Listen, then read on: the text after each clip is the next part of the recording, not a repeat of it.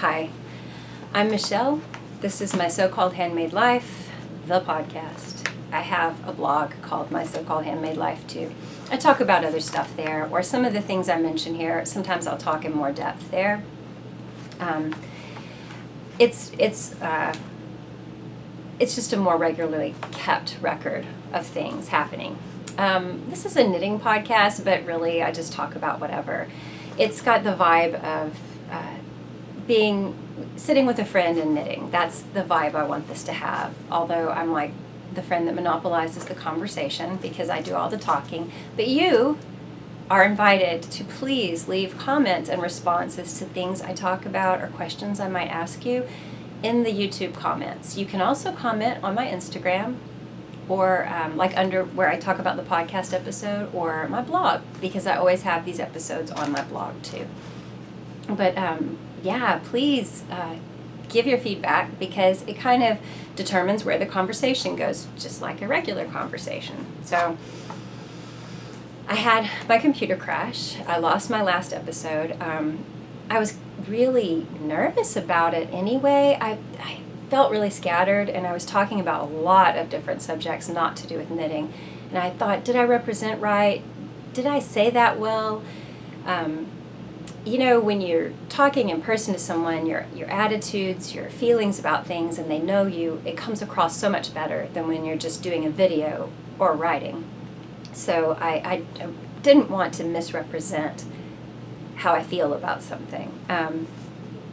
Anyway, it doesn't matter because I lost the episode, and as I was editing it, I was like, oh my gosh, I have a glop of makeup there, and on my shoulders I can see dry shampoo powder because I did dry shampoo real quick because my hair looked greasy, and I'm just a mess. I'm like the absent-minded professor minus the smarts. So anyway, this is what you see is what you get.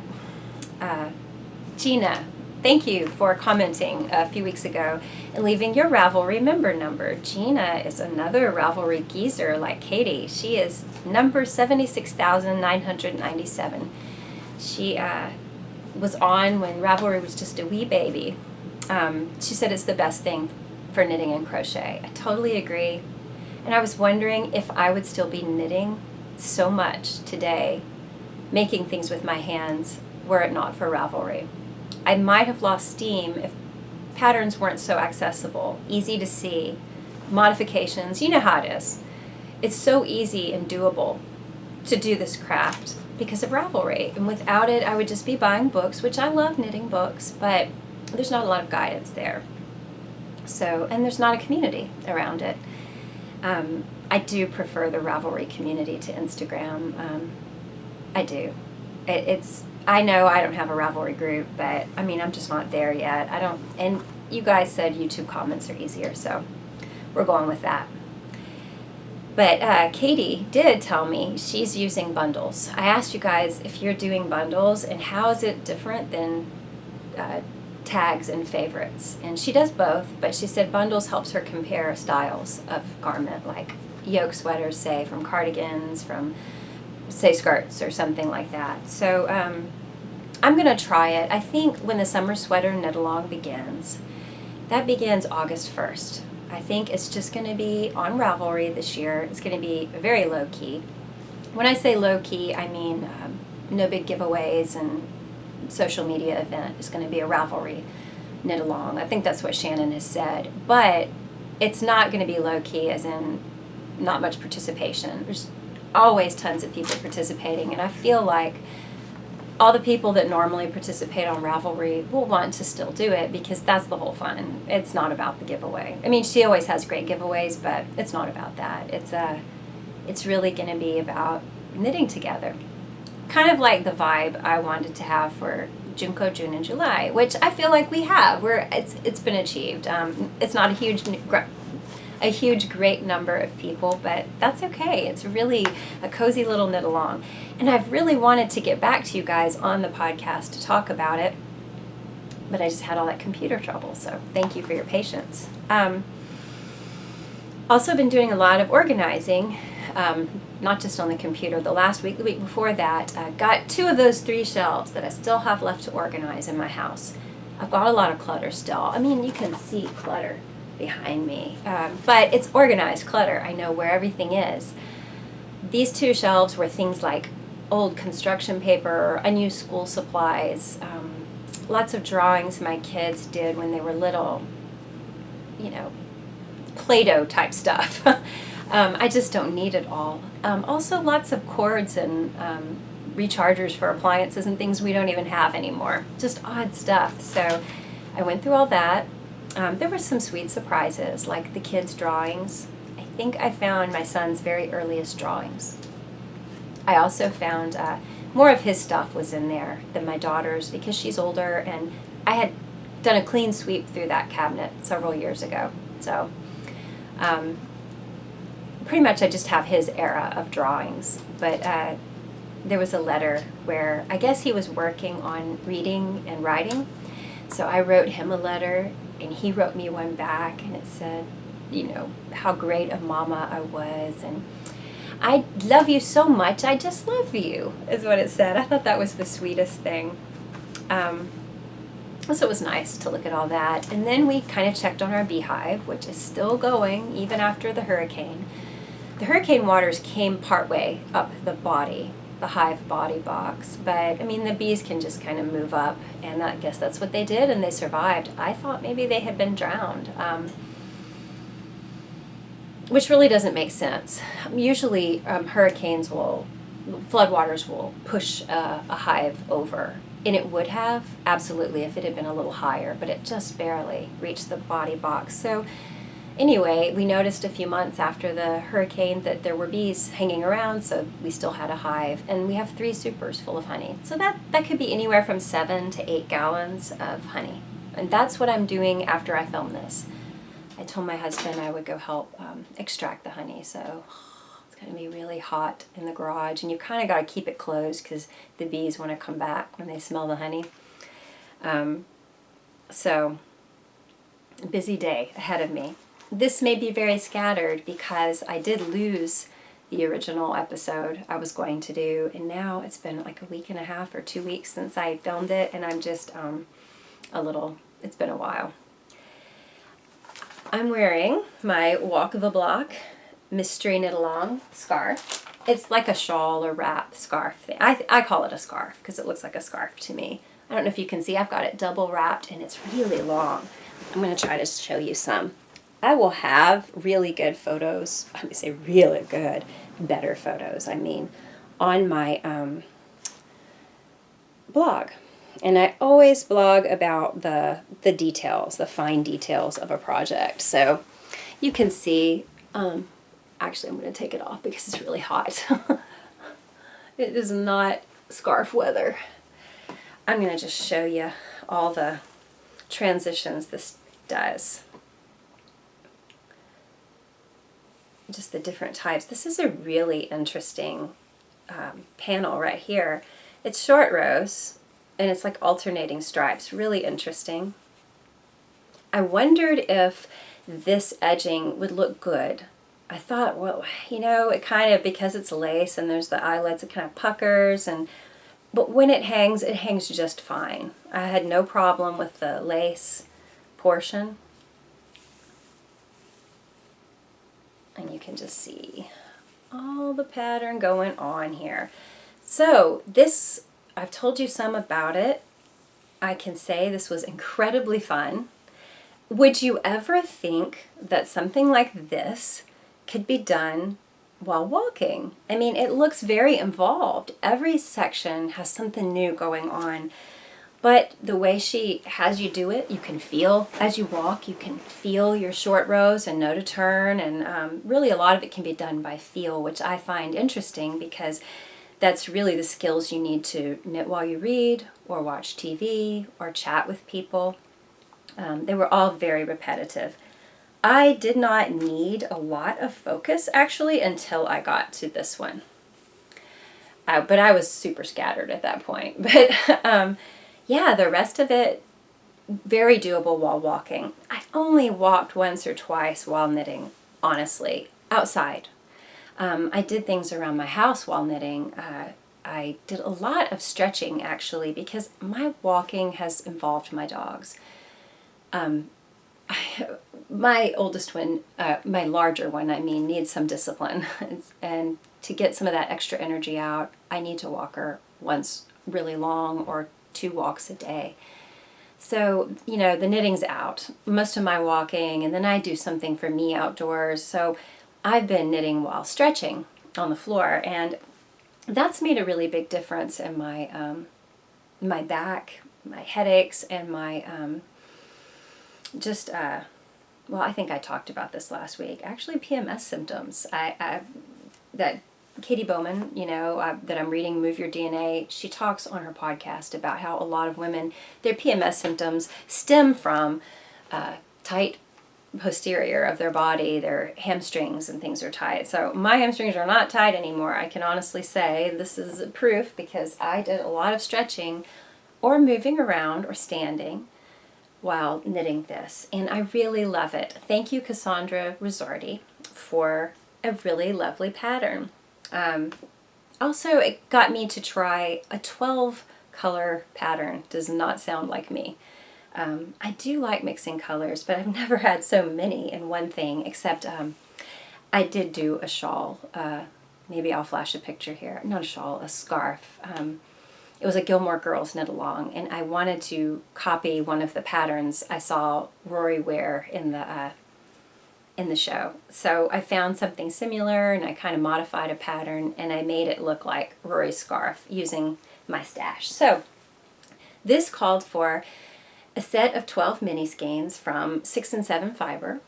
I couldn't afford to do that at the time, and also didn't have time to order and receive it to get started on this. I found out about this knit along right at the last minute.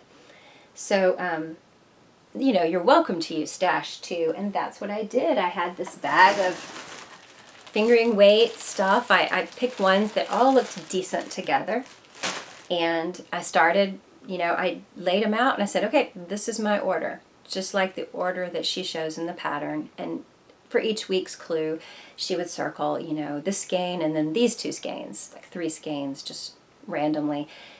I would pick the same ones in my lineup, and it worked. It really did work. The only place I had to do a switcheroo was when I ran out of this gray.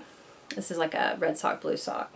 And also at the end, I had, this would have been dark navy, black, and then dark purple. And so I think it would have just looked like one big blob. And so I switched and put the reindeer color in there just to, you know, give it some interest. I love this. I'm going to definitely be wearing this. And you know what? It was fun enough that I could totally see doing it again. I don't know that I would. I don't know anyone knitworthy that would want something like this, because here a lot of people just don't want knits. We just don't wear it. I mean, I have family members who've never worn a sweater. They just don't wear them. So, oh, I would like to make it again, though. My daughter might think that's cool. She might want to wear a big long scarf like that. Anyway, so Cassandra, her point in all of this was not just to be more mobile, but also a sense of community, getting out and talking to your neighbors, getting to know your neighborhood, just feeling more a part of a community, which I talked to you guys about a podcast I'd seen or listened to. They were talking about mobility justice, which is about, you know, planning our neighborhoods more around the human foot, people walking, pedestrian traffic, and community building instead of around cars. And a lot of our neighborhoods are not accessible to people without a vehicle. There's also different people aren't always welcomed in different neighborhoods. You know, there can be an exclusivity. So a lot of those things I just never really thought about. I mean, I knew city layouts were based on the car now, and that's a problem. But I didn't think about little things we can do to make a difference. And so it was a pretty interesting podcast, and I mentioned it here. And I mentioned how right after talking about how, you know, bus stops say park benches have been changed in some areas. They're made uncomfortable where a person couldn't lay across them so that homeless people won't rest or sleep on them. And the person on the podcast was asking, do we really want to be a kind of community that won't let a person without a home put their feet up and rest? And I was talking to my husband about this. I shared it with you guys. As we were talking, we met a homeless man who was sitting outside on a patio at a restaurant to get some shade. And while he was there, he was not bothering anybody. Somebody called the police on him because they said they thought he was going to pull out a gun. And I did share that I thought some of it had to do with the fact that he was a different color from the person that called the police. His skin was darker. Some of it was probably because he seemed to have some elderly issues going on. He seemed like he had a little dementia as the way he was behaving, the way he was moving. But I don't know that for sure. It wasn't harmful to anyone, though. He was just different. And Evie commented and said that a lot of times we think, we're, I don't know how she said it. It's been a while since I wrote these notes and read her comment. She commented a few podcast episodes ago, that if we put ourselves in a person's situation, if we had lived the life they had the same circumstances they had, we'd probably find we aren't so different. That a lot of this prejudice that we feel comes from simply not having lived the same life and had the same circumstances come up. April had recommended a link to a TED Talk with Enrique Peñalosa.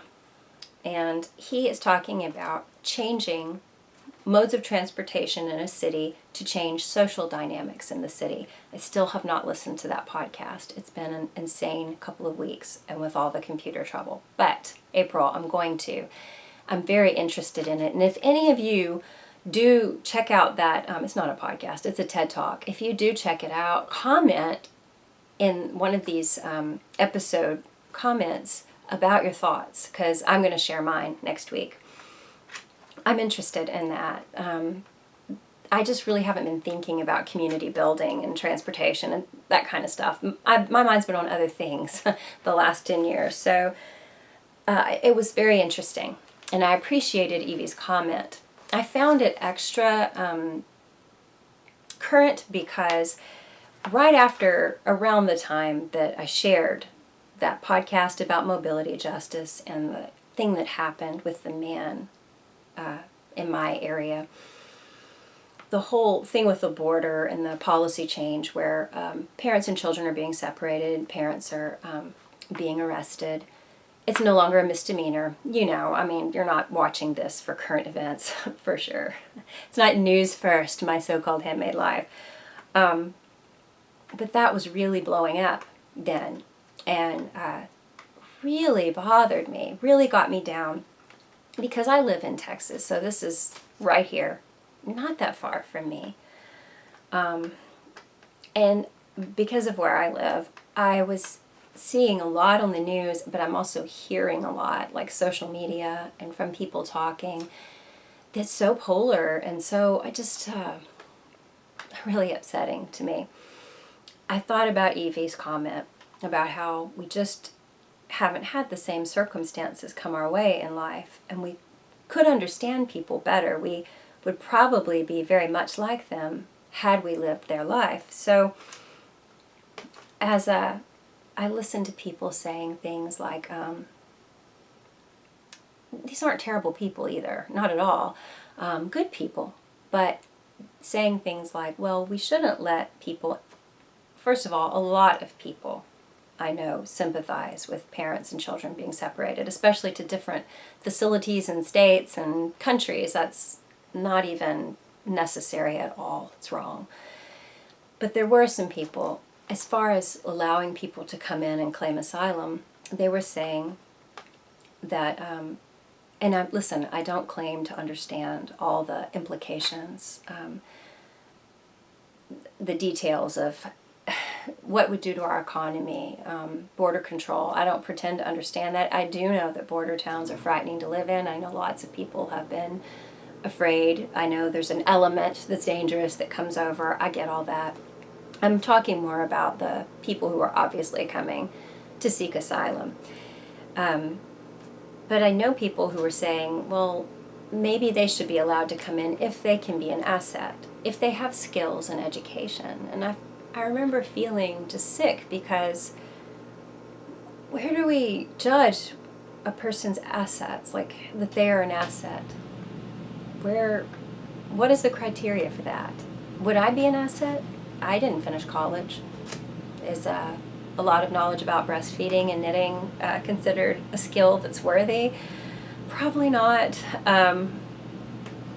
It just made me feel, it was disturbing. On top of that, thinking about kind of a coldness, like, well, they're breaking the law. A lot of those people didn't realize about our policy change. They hadn't heard in Honduras before they came. But I knew a man when I lived in Lufkin. He didn't go to my church. He visited it, though, when we had events. He went to another church. But he was here with his children before his wife was allowed to come in. I think they came from Guatemala. It's been a long time. I don't remember all the details. I do remember he had a government job. He was asked to do something that he thought was morally wrong, and he wouldn't do it, and his wife was kidnapped. I don't remember how he got her out. Because she came and was allowed in the country to seek asylum after him and the children, I'm thinking he got his children out first, then he went back for her, and maybe with money and connections and people, he got her, and they left. He said they were followed. He was afraid for their lives, and when they came into our country, and this wasn't as big an issue then, obviously, this was almost 20 years ago. He said, I didn't want to come illegally. I don't want to break a law. He's a Christian. He believes in doing good and not breaking laws. And he said, but I was so afraid for my family, I didn't know what else to do. So we came and we sought asylum. And now my wife is trying to seek asylum. I don't know where she was the whole time that, I don't remember the details of why she came later. But I do remember that when she got there, they were really happy. It had been a lot of hand-wringing and praying. And I would see the family, they came with nothing. He was an educated man, but they came with their clothing they were wearing. Someone gave them bikes, and the whole family, it's about a family of 5, would ride bikes everywhere. And I would see them, I guess they had gone to the store, and everybody had a few sacks, grocery sacks, hanging on the handlebars of their bike. They were so happy to be safe and be together. They weren't complaining at all. And they were immediately trying to apply for citizenship. That's what they wanted. Okay. I just feel like his story is similar to a lot of people's, and whether or not our government feels like we can house a lot of people for asylum, the troubles in Central America are getting worse. That is why more people are coming, and we can certainly say, like Evie, if I were in that person's shoes, would I do something different? I don't think I would. I think I would try to get in, get safe, and then, yes, absolutely present myself and say, please house me and my family here, let us take asylum here. We want to be citizens. So, I don't know. It just brought up a lot of thoughts for me. I donated to Racist Texas. They were already around before this. They were probably trying to represent people and help them seek asylum. I don't know everything about the group, but at this time they're working to reconnect parents with their children. So parents who have been deported, wanting to find their kids, this group is helping them locate their children and bring them back together. I looked into volunteering, but you have to be on site at like McAllen or San Antonio or something, and you have to have tech gear I don't have. So anyway, it's one of those times where I thought I really wish I designed patterns and I could sell a pattern to raise money for this. But anyway, I'll have a link to the group. I don't pretend to know everything about them. Just be aware, they aren't just getting parents and children back together. They also are pro asylum seekers. They want it to be easier for people to apply for citizenship, to afford citizenship, to seek asylum here, so that they can come in more forthrightly. And so just be aware of that. So anyway, Junko, June, and July is going strong. We've had more people join up. Marie, I think I'm saying your name right, Marie. I saw she posted on my blog. She is joining with Igawa, like Rosamond's, and then there's one other person has put their pictures up on Instagram, and I don't know the name here. Let me find. Let's see. It's Nick M. There's no real name there. So, anyway, she's got a, started on the rug. So, welcome. We're glad to have you. I had pictures from everybody's stuff, and then a whole other 2 weeks has passed since the computer issues, so I'll have to get more of your photos off of Instagram if I've asked permission and you've said yes. Here's where I am on mine. I haven't made as much progress because, like I said, my knitting time has been cut into by my tech issues, but the color work is done and the texture. And so now I'm on to stockinette, and of course there will be sleeves, cables all the way down the sleeve like this cable. Can you see it? Not very well. I took it outside so there's grass in it. I'm going to have pictures here of, Jen is on her sleeves right now, and she had a great picture on Instagram of the cable detail down a sleeve. Aurelie, I think I'm saying your name right, Aurelie is Steinberger Knits on Instagram, has finished hers, and so that's great. I need to get another picture of your finished object. She's blocked it, and it's got a great oversized roomy fit. It looks so good on her, and I'm going to be showing these as I talk. Amber joined in. Welcome, Amber. She's doing PLUM also, but with a lighter weight yarn, I guess a fingering weight. But I'm thinking it'll be fine because there's so much positive ease in PLUM. And then if it's not quite as roomy and oversized on you, you'll probably still love it. I'm sure there will be plenty of ease. And she's already through the ribbing, it looks like, probably by now. So onto the body, I'm sure. And she also found the ribbing interesting. For 1/1 ribbing, it's this V-neck. It makes it the way, and the change in needle sizes as you go. It's so, I don't know, it's engaging for 1/1 rib. I normally hate that. Melanie has joined in with another PLUM, and she's using mocha yarns also. Somebody told me, I think it was Sarah, that's mother, and that's like a Scandinavian word for mother. I knew that this actual yarn line, Elena, the brown, is named after the owners of the company's grandmother. And I think I shared that story on the podcast. So anyway, Melanie's she's probably now past the yoke, the color work, but I'll show what she's got. Rosamond got so far through the body of her Igawa, which is a very oversized stockinette. It's a simpler design. A lot of positive ease, though, very relaxing. She found it a very meditative knit. She got through much of the body and then just saw the difference in the skeins. She really needed to alternate skeins.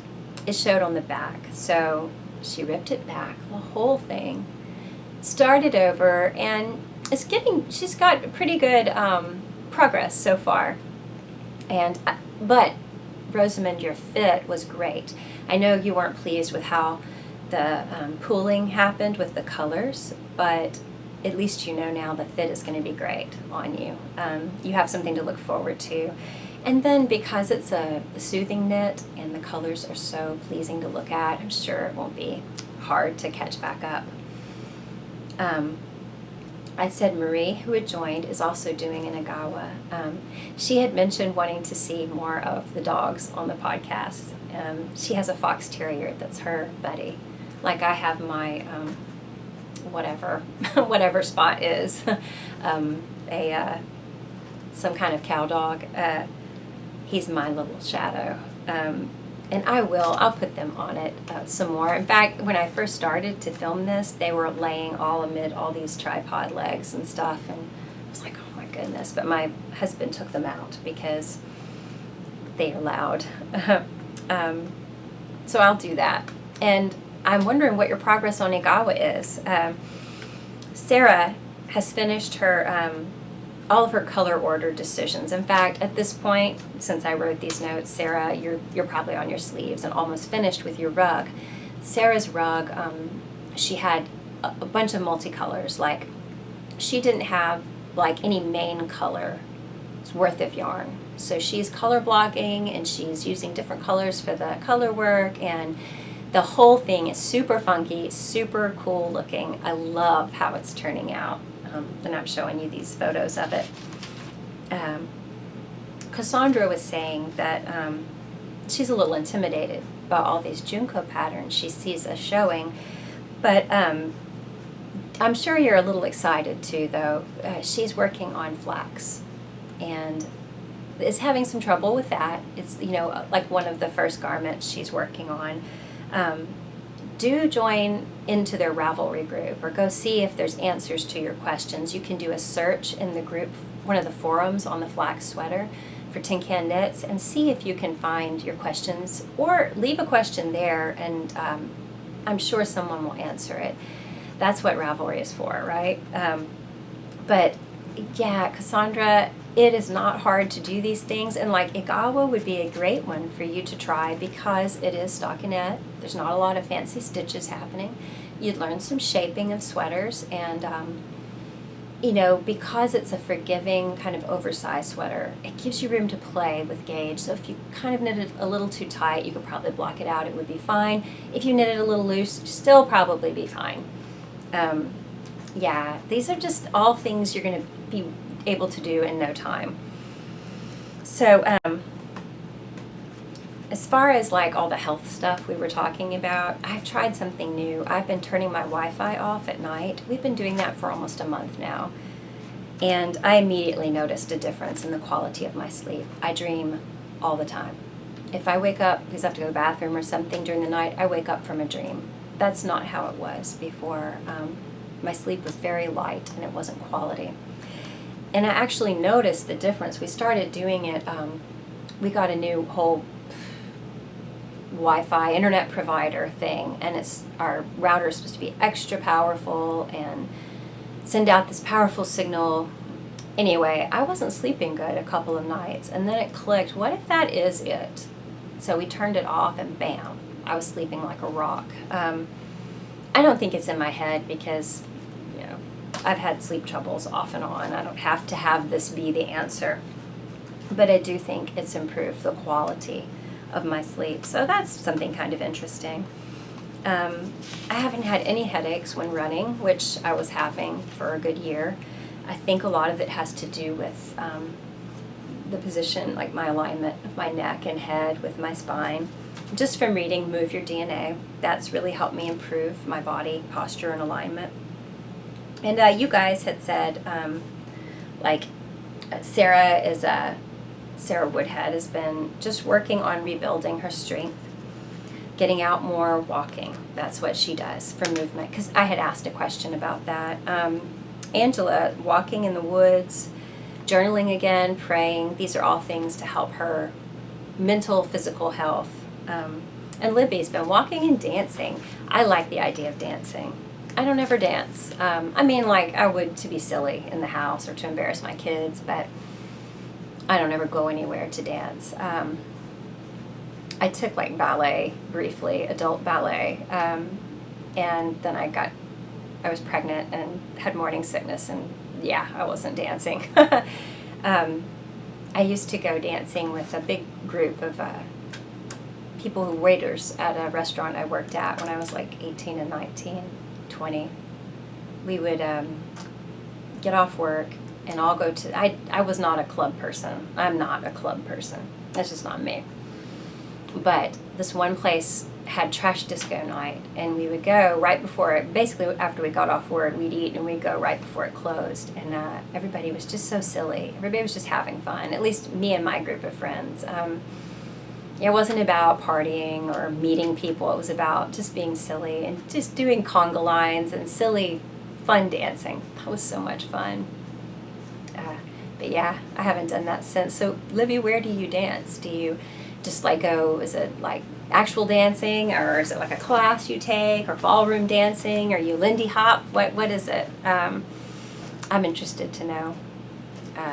Pamela was saying that she's trying to move a lot, but has some conditions, physical conditions, and her son is a personal trainer, so he can help her through that, kind of customize her workouts. That's great. How convenient. So anyway, I guess we're all kind of trying to move more, sitting on the floor. I've been doing that. I've been doing lots of stretching, lots of walking when I can. We've had like a week and a half of straight rain. So anyway, I've been considering some things Alexandra had said. She mentioned all this talk about simplifying our lives, that she's been trying to be more intentional with her consumption.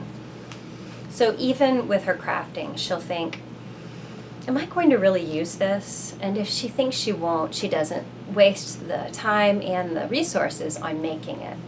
So like her knitting, if I'm not going to wear this item, why would I knit it? I wondered though, Alexandra, you say, if I'm not going to use it, what if, in my case, like, say my knits that I've finished, they're beautiful, I love them, I want to use them, but I'm not going to get many opportunities. So do I need this scarf? No. Do I want it? Yes. I will use it. I will not get to use it as much as I would if I lived up north somewhere. Did you mean that you're trying to only consume and use things that you can actually use? And if you don't need it, you're not doing it? Or I'm just wondering if when you say, will I actually use this, if you mean do you want to use it, or do you get much opportunity? Because like for me, I have more knitwear than I really need. But I really love making it. I know there's gifts, and you can give gifts, and like I said, the family that never wears sweaters, I can some. But I also like these things. I like having them. I like making them and enjoying them. I just don't get to enjoy them very much. So I do think, I've been thinking about that kind of thing more. There is a balance between the usefulness of something, how much it's needed, and also how much I enjoy crafting it. So it's something I've been keeping in mind. I wonder if you guys have kind of a personal rule about it. Are you kind of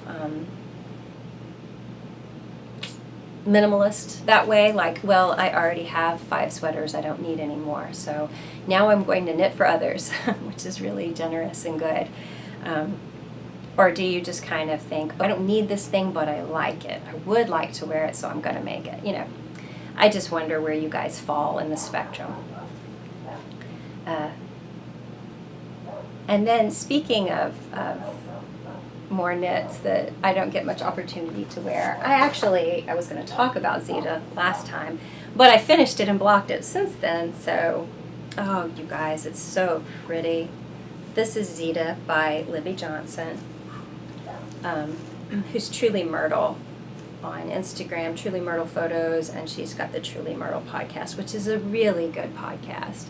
Can you see these, this is my favorite part, these slip stitches. The lace is really nice. This is Red Sock Blue Sock yarn and Gentleman and Soft Romance.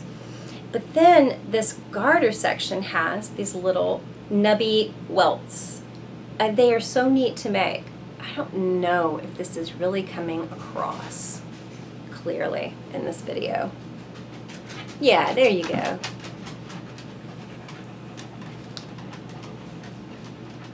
And so it goes all the way to the end.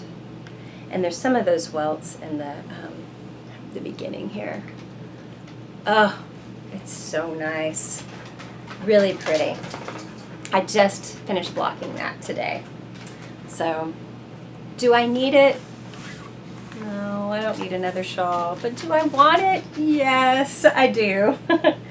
And then along the same line, she came out with a new pattern, Juniper shawl, not long ago at all. Let me show you guys. I may have shown you already.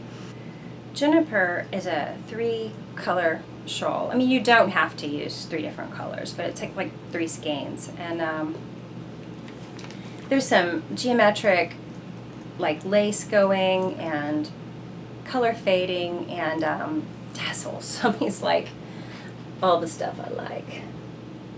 Oh, does that show? Yeah. Anyway, my colors really aren't that similar to hers there, but when I thought about what I wanted color-wise, I thought of like agate or stone, you know how the colors kind of work together, swirl together. I'm trying to see if I have like little coasters. There's slices of stone that I made into coasters. I don't have it with me, but it was kind of my inspiration for this. And I went to visit my daughter, and I went to Hill Country Weavers while I was there, and I looked all through that store just to see the perfect combination. And I saw 3 combos I really, really liked, but this one was the one I went with. It's Julie ASSELIN FINO yarn, so there was biscotti, then pressed flowers, and you can see these little bits of color in these dark splotches. That is what a lot of this skein is. It's petite fruits. So to me in person, there's not such a difference between these last 2 skeins. On this, yeah, you can see there a little better how they blend. I just think they go so well together. That is going to be a Juniper shawl soon. But before I get on to that, I do have a test knit I'm doing for STACY of Stress Knits podcast. So you want to see my progress? There it is. Yeah, wow, all my stuff's caught. I mean, I just cast on last night. And I've never done this kind of cast on, so that's interesting because I've made a lot of shawls, but I'm obviously not as much of a shawl knitter as a lot of you out there. Anyway, this is my tiny little I-cord tab cast on with dog hair on it. This yarn was skeined up for me to show you last time, but I've balled it up to work on it. Oh my gosh, I love this. It's really, it's kind of like a creamy mint, milky mint type base color is what it looks like, especially when it's knit up. Like, I didn't realize how minty it looked till I started making the swatch, which I should have shown you the swatch. But anyway, it's in another room. But what I like, these smudges of color, oh my goodness, this colorway is named after her baby, her sweet little baby girl, Eliza. And I don't know, I just love this shawl. I saw it on her podcast. It just looks like a really meditative, it's called Intuition, a meditative knit, and you know, she was nesting and preparing for her baby when she made it, but I'm thinking how I'm preparing for my baby to leave, and I'm not going to have any kids in the home anymore. It's just going to be dogs. But these colors, as I worked on the swatch yesterday, I thought of crayons. I was thinking all these childhood things like crayons and finger paints, and the time we melted crayons and made big cupcake looking crayons, and all those pictures I found that my son had drawn, watercolor drawings, paintings. it's very fitting that this is named after her daughter, and this is the pattern that she designed while waiting for her to come. And I'm making it, contemplating my last few weeks with my son in our house. So anyway, I'm excited about it. I think I'm going to be able to bang that out quick. Don't be fooled by my microscopic progress. So I was going to talk to you guys about Pom Pom Quarterly. Ooh. Spot! Quit! He always wants to lean against the tripod. As we talk about, I'll do it next week. I'll do it next time. There's too much here to discuss. It's been really rainy. It's been hard to get outdoors, and it's really hard to keep a uplifted mood if I don't get out in the sun enough. I'm definitely one of those people who needs a sad light, the visor with the light that shines down. Chaitanya, who begins with a C on Instagram, seconded the recommendation of the Happiness Project. Sarah had recommended it, talking about things that, kind of got her on track after a time of, say, poor health or a crisis, or it was after childbirth. There's lots of prompts to help you find joy.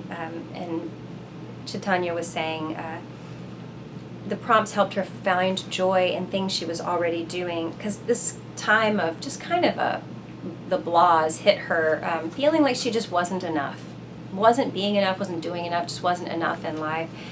And taking the time to follow these prompts and think about the joy that she has right now, the things she's already doing, she really does enjoy herself.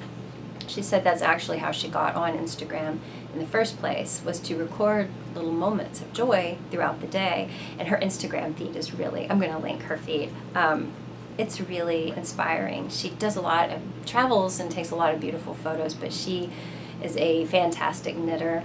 So I think you guys would enjoy looking at her feed. So I am going to get this book. I am trying to make progress through this weighty tome, The Sagas of the Icelanders. I would prefer to read from the book, but a lot of my reading I do at night, as I sometimes have trouble falling asleep, and I use a Kindle so that I don't have to turn off the light, because that wakes me back up and then I'm up. Also, it doesn't bother my husband if I'm up at 3. If I wake up and my back hurts, then, I need to read to fall back asleep. So I'm about here. Actually, I'm farther along. I'm more like, I'm almost finished with the Confederates. So, I've only got a bit left to read, you see. But this is so interesting. After I finish this, I am going to buy The Happiness Project and read it for Kindle. I'm going to talk more about this later. This is crazy. Sarah also talked about replacing bad thoughts with positive ones. Like I had said, that negative self-talk we have. I don't even remember exactly what my question was. How do you guys fight kind of negative self-talk? And that's how Chaitanya does it through, she did it through finding joy, simple pleasures and joy in life. That helped her.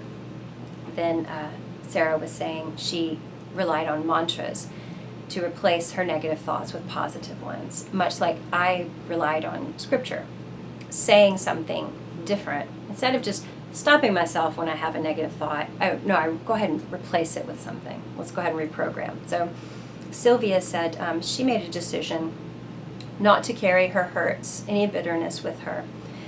Through all the circumstances of her life, she didn't want to carry hurt and anger. She's just made her focus on showing love and being kind, which is the goal, right? But it's really sometimes hard for us to do.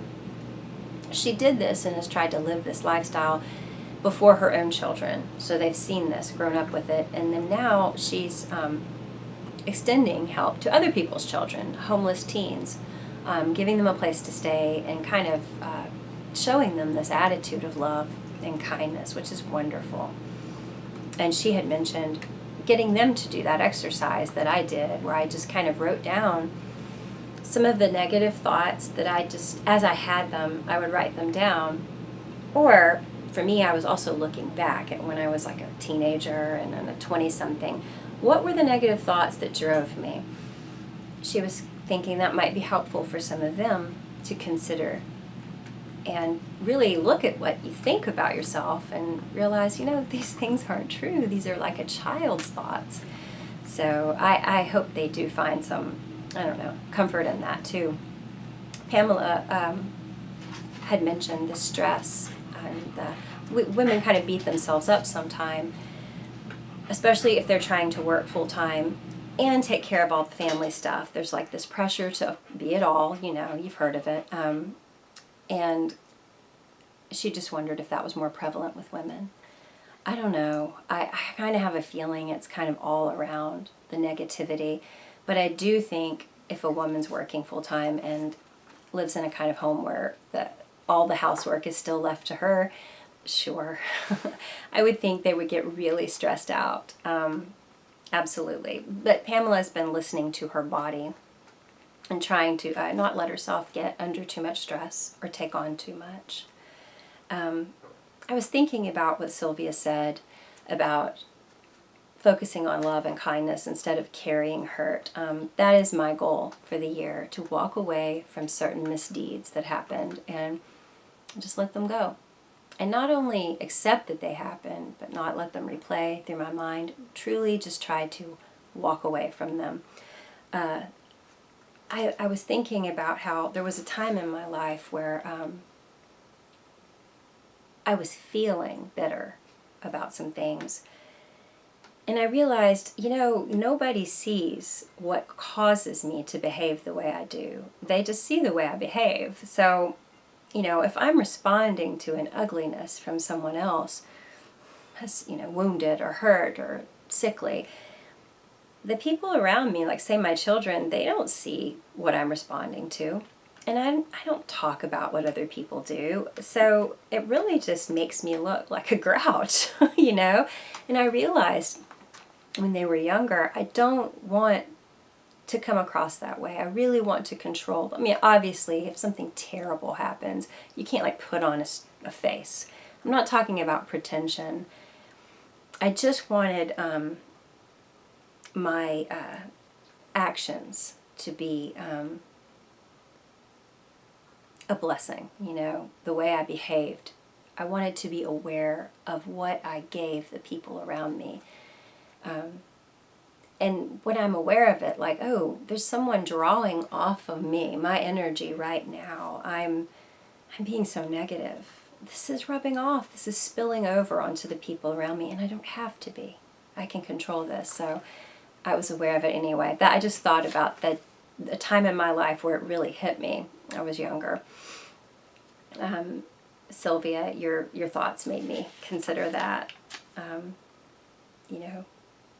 I wasn't showing the full impact of my character, just hurt bits, the grouchy bits. Well, that's not the full impact of who I am. I don't want another person's actions to so hurt me or wound me that I'm limping around as only a small fraction of who I really am because of it. That's when boundaries, I guess, need to come up. So, in talking about a woman trying to take on too much and the stress of it, like Pamela mentioned, Rosamond had said that perfectionism really drove her. She had a really good corporate job. She had a lot of responsibility. She handled it really well, and as a perfectionist, she handled it exceptionally well. Like, she could be counted on to do the job right.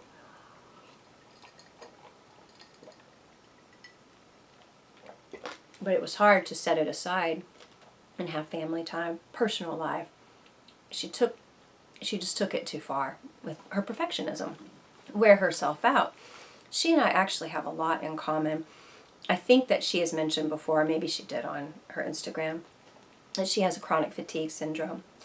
And I don't have officially chronic fatigue. I was diagnosed with that by one doctor, but I really think at the time there just wasn't they didn't understand what was going on with me. Something hormonal, female, weakness and fatigue. So they just put like a female label.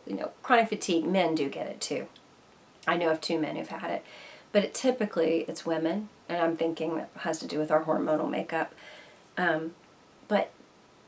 So I don't have that.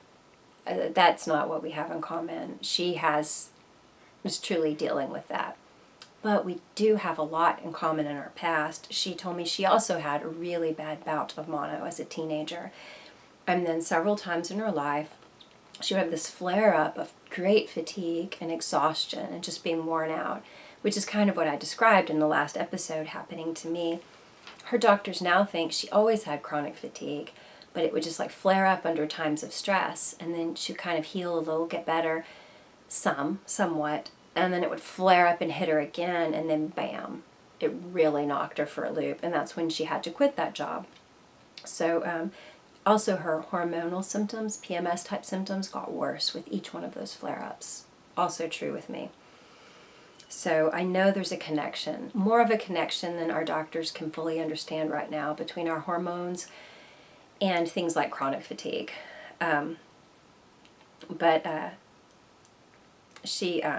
Sleep is a priority, I'm sure, for her. And I wanted to mention to you, Rosamond, The Paleo Approach is a book by Sarah Ballantine. She's a doctor. It sounds really paleo approach, sounds kind of generic, but it's really good. Like the first half is very much like a textbook talking about immune problems, autoimmune disorders. I think chronic fatigue is now considered an autoimmune disorder. I'm not sure, but the diet has helped the way of living. It's not just about food, but the way of living and the way of eating to restore health to your weakened body is really good in this book. It's helped a lot of people. So Sarah Ballantine, The Paleo Approach. And like everything else, I have a million links in the notes. Anyway, Rosamond caught herself negative self-talking. She wanted to make a cherry pie, and she caught herself saying, "Oh, you're going to make such a mess in the kitchen. Oh, you're terrible at this. You're just going to ruin it, blah, blah, blah," over a pie. And she realized what was happening, and she kind of just laughed it off and said, "Forget that." And she went ahead and made her pie. And it wasn't perfect looking, but it was perfect tasting. And I'm guessing it was all that much sweeter because you caught your negative self-talk and you replaced it with balance. And so I was glad for that, to see that. Because, when your body is down, it is so natural for your thoughts to be down too. And I'm not saying that your body is down, Rosamond, but just speaking personally, with the amount of fatigue that I had a few years ago, like I could fall asleep driving to get my kid from school. That's how bad it was. I was nervous. I never drove by myself any far distance. Because I did fall asleep at the wheel a couple of times, like start to and then catch myself. Your body is weakened, and it's just a prime time for negative thoughts to creep in. It's when we're weak, when we're hungry, when we're tired, when we're hurting, So I was really glad for her catching it. But she asked a question that I thought was really interesting. She wondered if my Christian upbringing had anything to do with my negative self-talk. And I know a lot of people deal with that.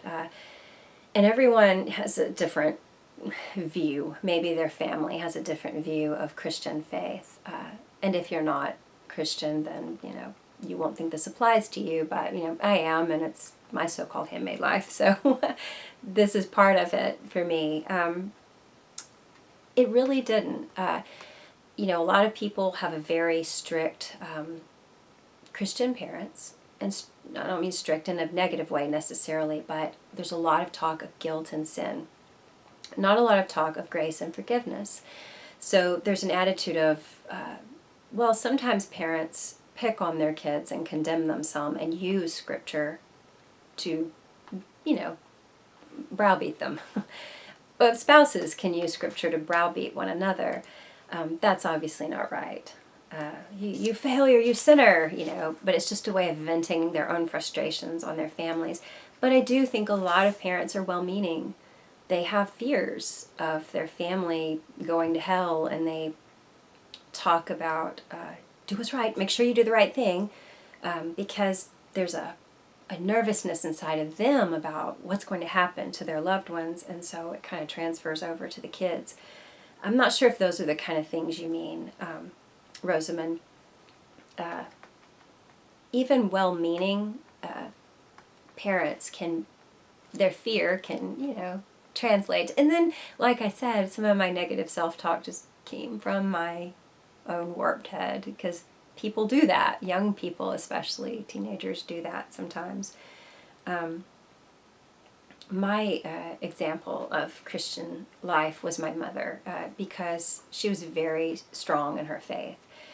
She died when I was almost 13, but she lived that lifestyle in front of me. And so I said this so much better in the last episode, and then now 2 weeks have passed, so I'll try to. She deserves to have a nice plug said for her. She was not a judgmental person at all. Like, okay, when you say negative self-talk and Christian upbringing could lead to it, another thing that can happen, okay, people are negative and self-righteous, period. I think everybody has a tendency toward it, some of us more than others, Christian or not. But when it's within the church, it feels extra ugly, if people have a sense of self-righteousness, because I'm one of the saved and you're not, you do this thing.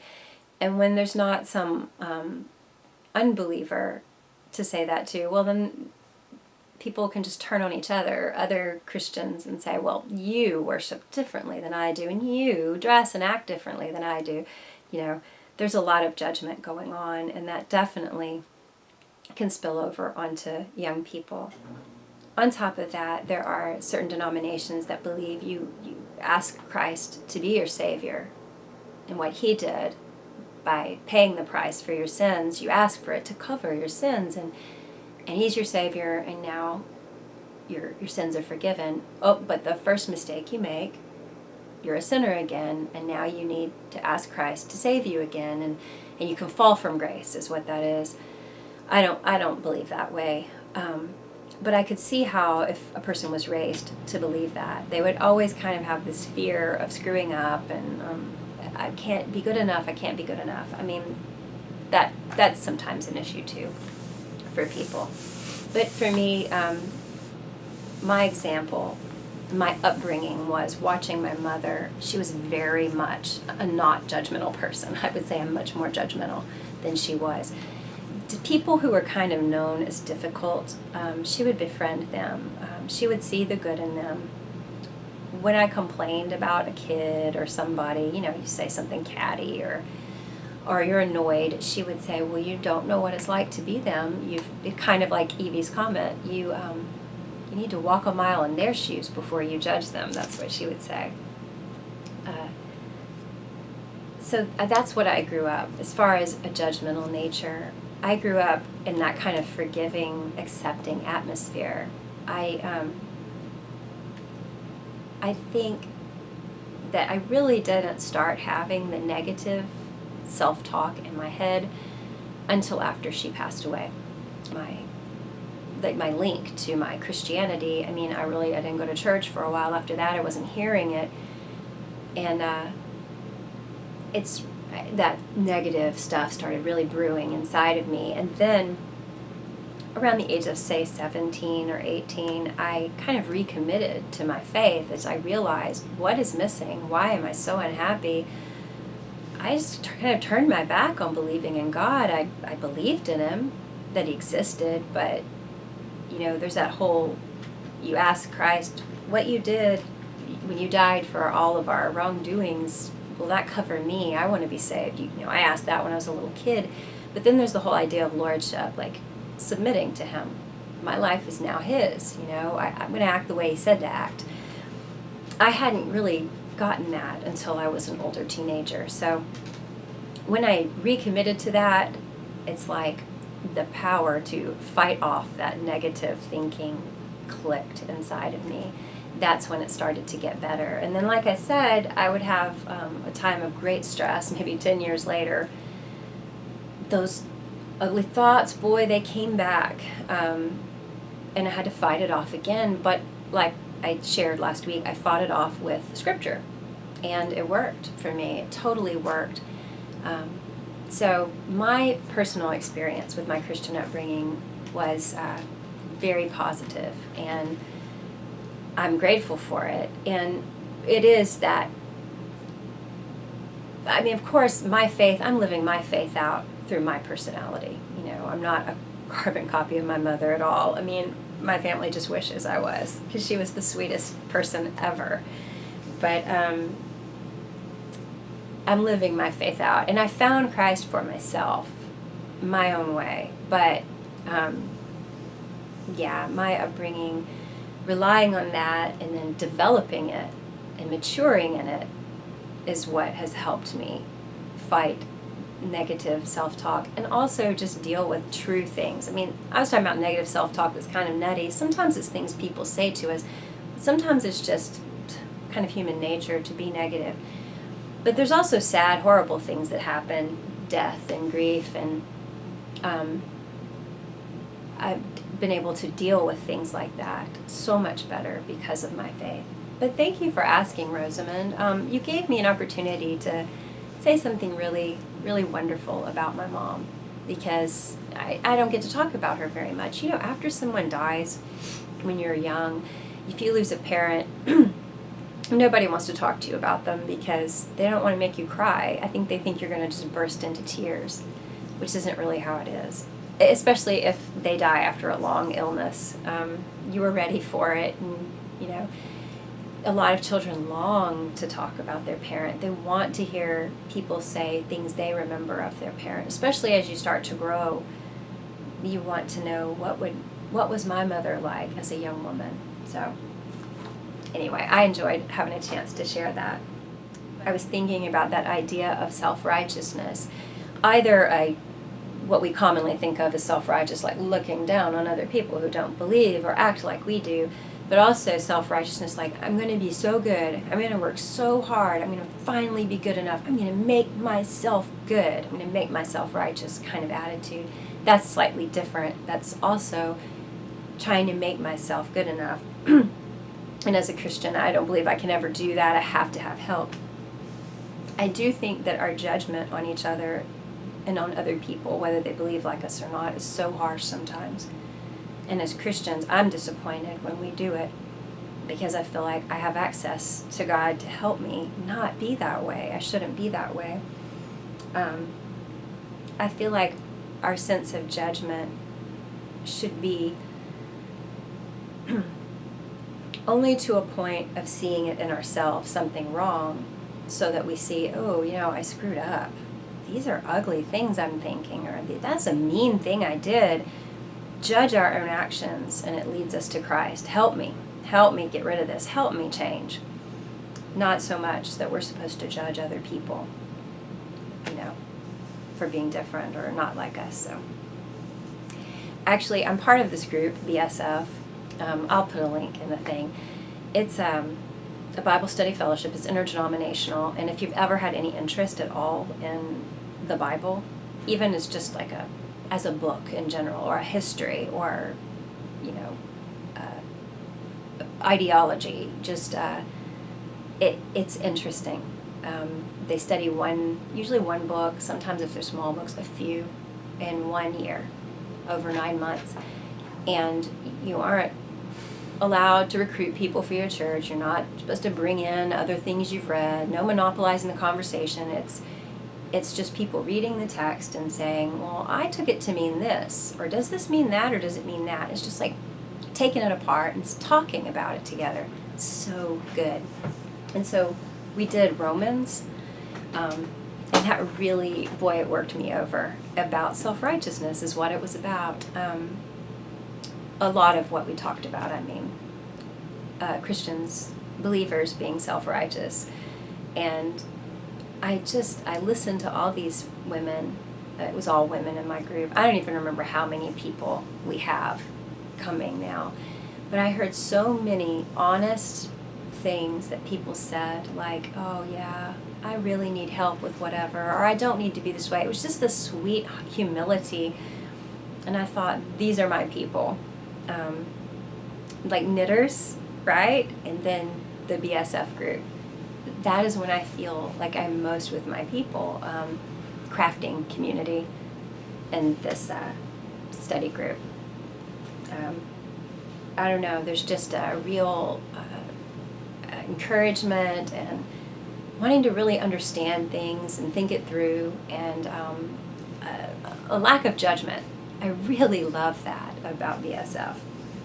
So as far as the rest of you talking about ways that you would kind of handle being in a slump or negative self-talk, Jen was saying that she has a friend that she texts, and they kind of lift each other up through text. Also, she's got some personal goals to kind of drum up happiness in her. I'm going to read what they are. Because like at the beginning of the year, my first podcast, I talked to you guys about, what are your goals for the year? And I did have one that would drum up my happiness, and it was to leave bitterness behind from the past. But Jen has this list of things that she's working on. She shared it in the comments, so I can say it here. It was to be more positive, have more fun, be happy, which sounds so, isn't that a no-brainer, be happy? But kind of like Chaitanya needing to capture and record little moments of joy, they happen and we just let them go. We don't really take a moment to savor them. But boy, can we take a moment to savor our bad temper or a foul mood, So yeah, be happy. I'm with you, Jen. Exercise more positive self-talk, more time outside and more time with her family, to do less unnecessary responsibilities, and then to indulge yourself in a little more selfishness, like the good kind, and then more knitting time. Those are all good. I would say yes, yes, yes to all of those. I'm wondering how you're going to lessen your responsibilities, Jim. I know that a few weeks ago after prayer, I just knew I don't need to take on any new things. I'm doing the podcast, and it's not like a job. It's not like it's important. But I don't know, it is important to me. I really like doing it. I feel like I need to do it. It's good for me. And I'm getting to know you guys, and I'm learning from you. I love it. So I have some other things I volunteer with, and I just knew that that's it for now. I don't need to do anything new. And like 2 days later, I got asked if I wanted to do something else, and I realized, no, I don't need to do that right now. So anyway, I'm wondering, what kind of responsibilities do you cut out? Just my son graduating knocked me out of a couple of groups I was a part of. I'm so glad. I will not be doing any more concession stand sales for Friends of Soccer. Hallelujah. So okay, here's what I'd like to know. If you guys had to write a short list of ways to drum up happiness today in you, what would it be? I haven't read The Happiness Project. I'm going to come up with a list of a few things to try and manage every day to kind of build my happiness, to really savor good moments instead of letting them fly by and then kind of lingering on the negative. The sagas, you guys, who has read this? How many of you have? I know Chaitanya said you wanted to get back to it. I'm probably making a mistake by reading as I fall asleep, because there's like a genealogy before these that it's so extensive. A paragraph could cover a whole 2 generations. And you're constantly being reminded how so-and-so is related to so-and-so. You've got this genealogy here before Egil's saga. So sure, I'll just get that down real quick as I fall asleep. It's helpful, though, that it's written out. And then people are mentioned, they cross between sagas, you know. Different people mentioned in Egil's saga is in the saga of the people of Laxardal. So anyway, they're all really interesting. So much happens in each one, and I think, ooh, that would be good to mention on the podcast. But then I read something else, and it's happening so fast that I'm not retaining like I should. I do like how it makes me think of ancient writings, like biblical writing, where, you know, you've got this little paragraph that covers 2 generations, and all of a sudden you have a page describing something that seems kind of minute in detail. Like there's this scene in Egil's saga where I don't quite understand if this landowner that he's staying with is planning on double-crossing him, or if he was just kind of being stingy at the table and wasn't sharing his finest food and finest ale with Egil and his followers. And these guys travel around, you know, they're like Vikings, and they travel around with this big gang of men. So he finally does bring out good food and good ale, and there's lots of it, and he just has his guys keep pouring it in Egil and his companions' cups until they're drunk, and Egil's like trying to keep them from being drunk, so he's drinking it for them, you know. Then he's really angry with the man for it. So it would appear that he's trying to get them intoxicated, maybe to somehow double-cross them, or I don't know. So Egil grabs him, pins him against the wall, and vomits all over his face. And it just describes everywhere the vomit goes with a lot of detail for something written in, I don't know, 1100 or something. Let me see. Yeah, 1220 is probably when it was written, 1220 to 1240. Yeah, and then the guy starts throwing up back in Egil's face, and Egil sits back down and drinks some more and says, wow, he made a mess too. So, I mean, just bizarre things, the way descriptions of witchcraft, just kind of creepy, people walking backward, and how scheming of, the real difficulty for me, because I'm not reading any commentary, I probably should, is wondering what the reader, the audience of this, so Egil's saga was supposed to happen, say, in 900, and it's like 300 years later that the manuscripts we have now were recorded.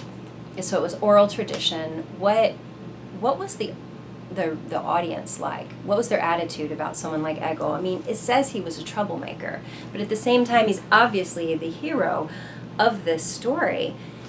And I'm just wondering, you know, is he a hero because of his power? Because he's very powerful, nobody can kill him, he can just slay guys like crazy when he fights, he's got a lot of men following him, he builds up and amasses land and wealth. Is that it?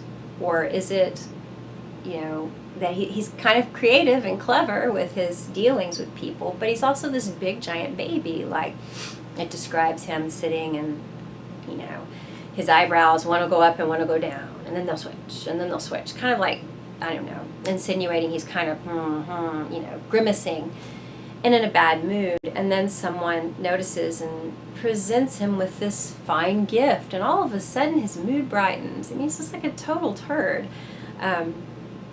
Childish. And so it's being recorded, yet he's kind of a hero. There's also Gudrun, who is, that's in the people of Laxardal, I think. Yeah. She is a heroine, and she, at the time of her death, is considered noble. She's so selfish. Very crafty. But it's kind of like having Scarlett O'Hara be your heroine. I mean, you root for her through the movie. Of course, she's not quite as horrible. I mean, doesn't do some of the horrible things Gudrun does. She doesn't have people murdered intentionally. But it's just, I don't know. I'd like to know. I need to read some history books about what the audience, how they perceived this, what made a character identifiable or worthy of admiration. So yeah, they're really interesting. I mean, I'm reading it up fast, I think, for just a little bit every night. But I'll just have to reread them before I go back to Iceland. I want to go into the northern and western part of the country to go to some of the places listed here. So I'll just have to reread again. I know, but anyway, what are your thoughts on it? I know some of you have read it. I don't know if you're watching, but I know some viewers have. So I don't know. That's all I got.